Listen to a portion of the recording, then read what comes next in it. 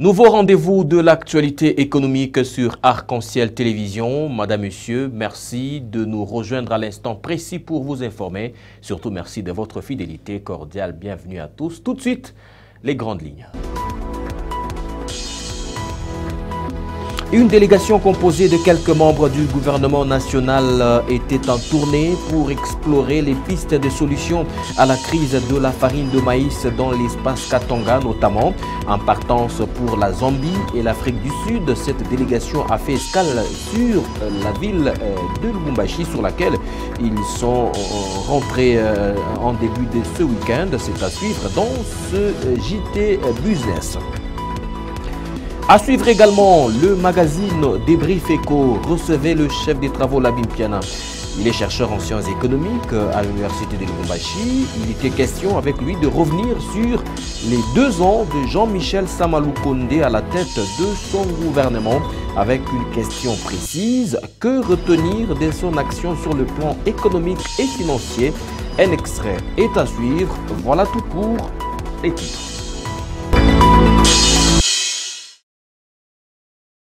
Madame, Monsieur, encore une fois cordial, bienvenue à tous. Pour commencer, Kinshasa a abrité le 28 avril dernier la 2e réunion des parties prenantes du DRC Nigeria Business Council pour évaluer et faire des propositions pour l'amélioration du partenariat d'affaires entre Kinshasa et Abuja. Parmi les sujets des discussions, il était question d'évaluer les tendances actuelles et à venir du marché en RDC et au Nigeria, et aussi les avancées enregistrées de la part et d'autre sur les questions liées à l'environnement des affaires entre ces 2 pays. Plus de détails dans ce commentaire que signe Marcus Akenda. Ces assises visent entre autres à booster l'entrepreneuriat et les affaires, à faciliter le partage d'expériences entre hommes d'affaires congolais et leurs homologues nigérians, et à faire des propositions concrètes sur la façon de réduire les barrières commerciales entre les 2 pays. C'est ainsi qu'elles avaient réuni les hommes d'affaires nigérians et congolais ainsi que les responsables des services publics de ces 2 pays pour évaluer et faire des propositions pour l'amélioration du partenariat d'affaires entre Kinshasa et Abuja, dont du côté congolais notamment, plusieurs gouverneurs de province étaient présents, accompagnés du directeur général de l'Agence nationale de promotion des investisseurs, ANAPI en sigle, qui, à leur sortie, ont déclaré, je cite, « C'est une initiative qui a été exprimée par la volonté d'avoir une dynamique au niveau de la RDC et au niveau du Nigeria pour créer des relations d'affaires, une occasion d'exposer nos potentialités et l'opportunité de développer beaucoup de projets dans les domaines de l'agriculture et des infrastructures. » Fin des citations. Cette rencontre a été parrainée par l'ancien président du Nigeria, Olusegun Obasanjo, et le président congolais Félix Tshisekedi. Crise de la farine de maïs dans l'espace Katanga. Le gouvernement de la République à la recherche des voies et moyens pour solutionner, du moins à court terme, cette question. Quelques membres du gouvernement étaient en Afrique du Sud et en Zambie voisine pour explorer les nouvelles sources d'approvisionnement de cette denrée et des grandes consommations localement. Nadia Nyembo pour le commentaire. Conduite par le vice-premier ministre, ministre de l'économie nationale Vital Kamerhe, cette délégation est constituée entre autres de ministres de l'industrie et des cellules du commerce extérieur et des cellules de l'entrepreneuriat. La première étape de sa tournée était la ville de Lubumbashi, chef-lieu de la province du Haut-Katanga, qui connaît une crise cyclique de la farine de maïs, provoquant ainsi une hausse du prix d'un sac de cette denrée alimentaire. La rareté de cette farine de maïs importée occasionnerait une situation inflationniste en Zambie et en Afrique du Sud, où cette délégation a posé ses valises. Il sera question d'explorer de nouvelles sources. L'approvisionnement en farine de maïs, en vue de répondre à la demande présente de cette denrée dans les espaces Katanga et Kasai. C'est l'objet principal de cette mission.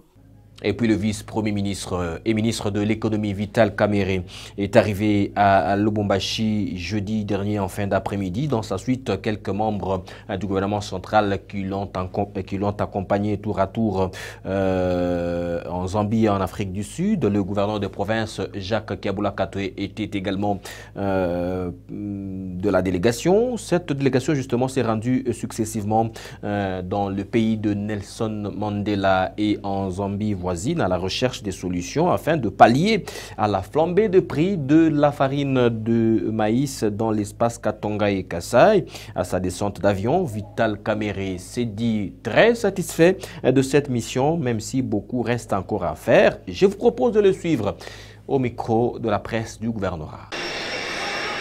La mission la plus importante, c'est celle qui va se passer ici au Katanga. À l'étranger, nous sommes allés seulement chercher une solution de dépannage pour fournir de la farine au Katanga, mais aussi des semences et des fertilisants. Parce que nous estimons que la diversité dans la production, la diversification de la production est le secret pour résoudre le problème, non seulement du Katanga, mais de l'ensemble du pays. La Zambie n'a pas beaucoup de terres plus que le Katanga. Mais c'est un paradoxe que nous allions chercher de la farine en Zambie.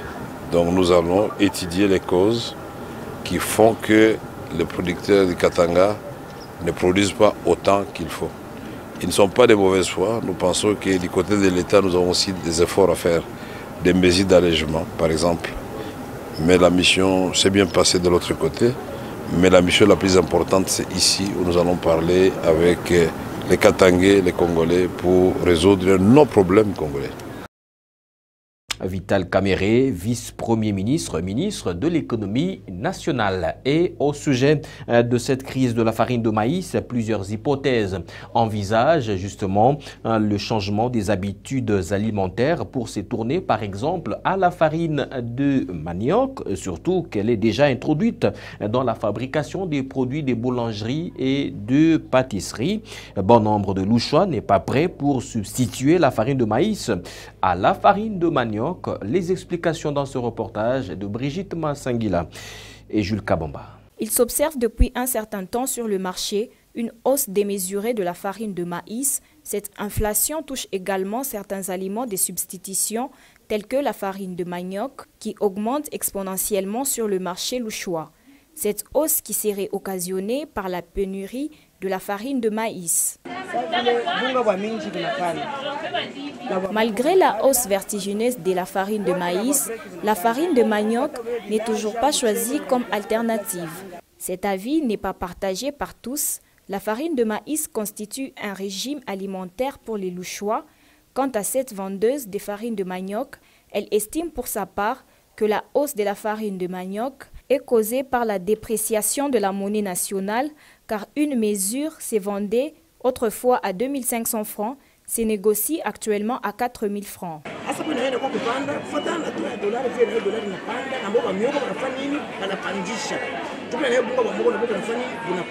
Par ailleurs, la population louchoise préfère associer une petite quantité de la farine de manioc à celle de maïs.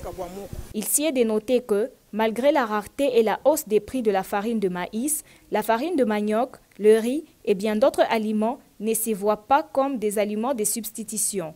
Pour certaines personnes, consommer la farine de manioc seule aurait une conséquence sur la santé. Autre chose, pour leur identification, les exploitants taxi-moto dans le Haut-Katanga devront payer une plaque d'immatriculation de leurs engins roulants. Cette initiative a un volet économique d'une part et de l'autre part fiscal, à savoir la maximisation des recettes ainsi que la sensibilisation au civisme fiscal ou soit à la culture fiscale. À Lubumbashi, cette démarche ne fait pas du tout l'unanimité au sein de quelques motards rencontrés. Jean-Luc Tchani et Jules Kabamba. Un reportage. C'est au lancement de la nouvelle campagne de la vente des vignettes automobiles que l'annonce de la vente de plaques d'immatriculation de moto avait été faite. Le premier objectif est la maximisation des recettes localement. Cette initiative a du mal à rencontrer l'assentiment de motards sous prétexte que leur activité n'est plus rentable par le temps qui court. Si hapa sasa makazi ya moto amuna tena mamakuta ya mingi Il fallait que quand on a associé avec ma taxe na ma plaque, il faut que tu à ma association il est tu as zamani il est ton ça kutumika nayo bien parce que taxe exemple batenza kwa kata $100 plaque $100 taxe ata 5000 francs bila tutaweza. En plus, tout va monter à Bamingi, Mouville, Bachakoyala, Bamingi. En deuxième lieu, il s'agit de l'initiation au civisme fiscal, au mieux à la culture fiscale. Les exploitants taximoto ne l'entendent pas de cette oreille. Pour eux, payer journellement la taxe pour le parking associé à cela, la carence de la clientèle ne rend pas les choses faciles. Mais bayande na ordre. Bayande na ordre, toyeba ni no tokoki ko sala, pe biso pe tozoluka. Toza pe ba chômeur. Là, faut que ba choucheko, kama bata bitakwa bya nani non, bile bitatu déranger chi. Dans le rang des experts en fiscalité, pareille mesure nécessite beaucoup de séances de sensibilisation et de vulgarisation auprès des assujettis sur le bien fondé pour une moto d'avoir une plaque d'immatriculation. Et puis l'Association congolaise pour l'accès à la justice, ACAJ en abrégé, sollicite l'implication de l'Inspection générale des finances, IGF, pour pouvoir, selon cette association, arrêter une tentative de détournement des fonds relatifs à la réhabilitation de l'aéroport international de la Loano. Nous sommes ici à Lubumbashi. Merveille Mouhemba a fait le point dans ce commentaire. D'après son coordonnateur, maître Georges Kapiamba, il y a des manœuvres en cours en vue de procéder à la surfacturation des travaux. Il a déclaré, je cite, « J'alerte Jules Alingueté sur la surfacturation des travaux d'érection du mur de clôture de l'aéroport international de la Loano à Lubumbashi. La facture est passée de 2 500 000 $ à 7 500 000 $ et sera payé par la redevance GoPass. Il faut prendre des mesures conservatoires. Lors du Conseil des ministres du 30 mars 2023, le président de la République a appelé le gouvernement à la prise des mesures idoines urgentes.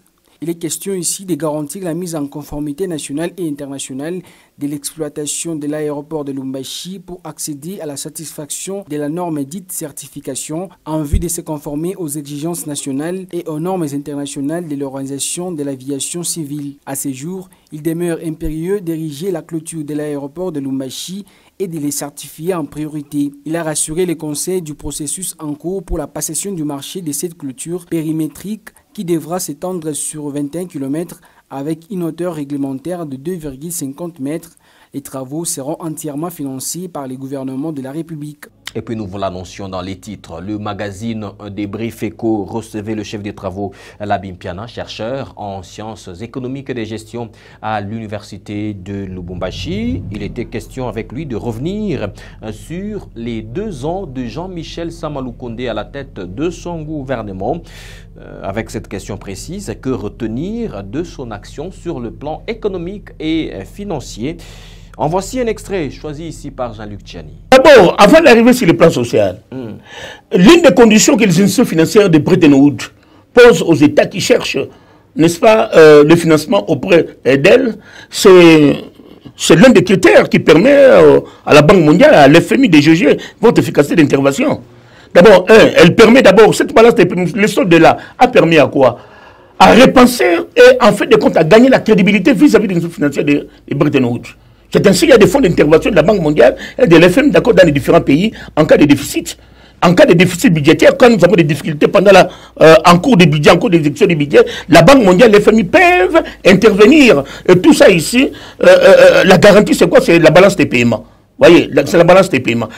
C'est à partir de cette balance des paiements, nous avons amélioré nos rapports financiers avec les institutions de Bretton Woods. C'est-à-dire réellement qu'on peut réaliser les budgets et puis en train d'exécuter les budgets et qu'il y a des difficultés, il y a des catastrophes par-ci par-là, même si le Premier ministre ne recourt pas à des crédits additionnels ou des crédits parlementaires auprès de l'Assemblée nationale, les institutions peuvent assister parce qu'il y a des indicateurs très sophistiqués. Il peut y avoir donc des appuis extérieurs. Mais très bien, mais c'est une garantie. Deuxième élément, c'est à travers ces soldes-là qu'il y a une partie permettant nous de reconstruire les réserves d'échange. Okay. Oui, on a construit des réseaux d'échange et la Banque centrale, quand le volume des réseaux d'échange s'accroît, donc son intervention, n'est-ce pas, ici, au niveau des marchés d'échange, est devenue une nécessité. Elle intervient pour stabiliser les taux d'échange. En stabilisant les taux d'échange, quelle est la conséquence? Eh bien, les trois agrégats fondamentaux, quand on dit la stabilité... Vous avez 30 secondes, monsieur. Oui, quand on dit la stabilité macroéconomique, ou ce qu'on appelle les agrégats ou les indicateurs économiques qui étaient au rouge deviennent consomment, c'est quoi ça?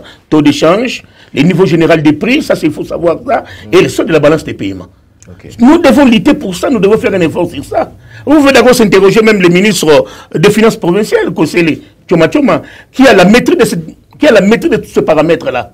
Et qui vous démontre de quoi vous devez faire pour permettre à ce que nous puissions relancer l'activité, avoir une économie très efficace, qui vont répondre aux aspirations de la population. L'intégralité de ce magazine est à regarder sur Arc-en-Ciel RTV officiel.